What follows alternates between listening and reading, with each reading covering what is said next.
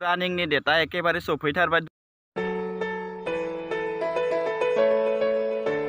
Hi everyone, आं बे साननैसोआ video बानायनो हायैनि जाहोनानो जाबाय आं आसाम पुलिसनि थाखाय रानिं खालामगासिनो, रानिं प्रेक्टिस खालामगासिनो। बे साननैसोआ आङो फिल्डआव थांगासिनो, स' बेनिखायनो सम मोनथ'वाखैमोन भिडिअ बानायनो थाखाय। दिनै नोंथांमोननि थाखाय मोनसे भिडिअ लानानै फैलायबाय। आं नोंथांमोननो जोंनि रानिं खालामनाय फिल्डखौ खोन्थिगोन। जों बेसे समाव रानिं खालामो, जोंनो बेसे नांगौ टाइम रानिं खालामबाथाय, जोंनि फिल्डआ बेसे गिदिर, गासैखौबो खोन्थिगासिनो नोंथांमोननि सिगाङाव।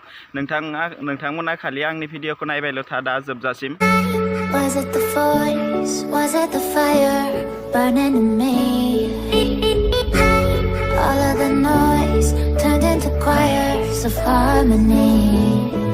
Left me with the pieces of forever that you broke.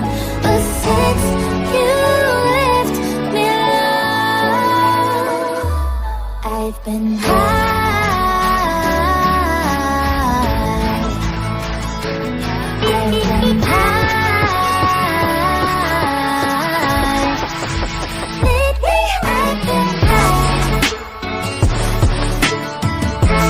बिदिब्ला बारा गोबाव खालामालासिनो दिनैनि भिडिअखौ स्टार्ट खालामसै। गाइस, आङो जोंनि फिल्डआव रानिं खालामनाय फिल्डआव मोनफैबाय। नैबेनो जोंनि रानिं खालामनाय फिल्डआ। दा मानसि फैथ'वाखै बारा, दा दसे उननिफ्रायसो फैसिगोन आरोना, टाइमबो जाथ'वाखै बारा। नै बेनो जोंनि ग्राउन्डआ। आङो दा दसे उनाव नोंथांमोननि सिगाङाव जोंनि रानिं खालामनायफोरखौ खोन्थिगोन। बिराद खारनो हायो, हारसाफोराबो बिराद खारनो हायो। नैबे फिल्डनिफ्राय खारनायफोराथ' बांसिनानो आसाम पुलिसाव पुरा रानिंखौ क्लियार खालामना फैखागोन आरोना। बिराद हाखायो खारनो, 12 मिनिटफोरावनो कमप्लिट खालामखायो। बिराद फाग्लासो खारनायफोरानो।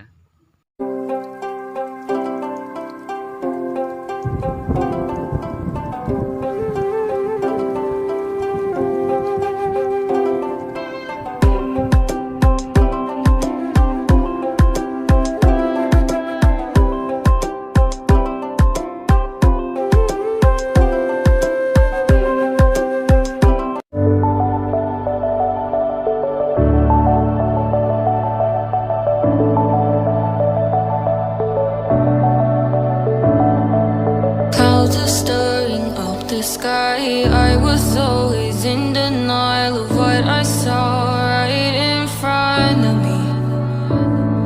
And every time I'm so damn lost to what I loved and what I lost. But let's get lost in love tonight. Hear a second voice inside my head, it's telling me to say the night again and hold on to the words we always said would be forever. नैबे रानिं खालामनाय फिल्डआ फाखोसेयाव 500 metre जायो आरोना। फाखोनै खारबाथाय 2 round खारबाथाय माने 1 kilometre जायो। ओमफ्राय मोननै पार्टआव divide खालामदो जोङो नैबे फिल्डखौ, माने फिसा मोनसे खालामदो आरोना। गेजेरावनो माने आसाम पुलिसनि खारनाय रानिं फिल्डफोराथ' फिसा जायोना, स' बेनिखायनो नैयावबो फिसा खालामना होदो। मोननै माबायावबो खारो मानसिफोरा, मोननै माबा खालामनायावबो।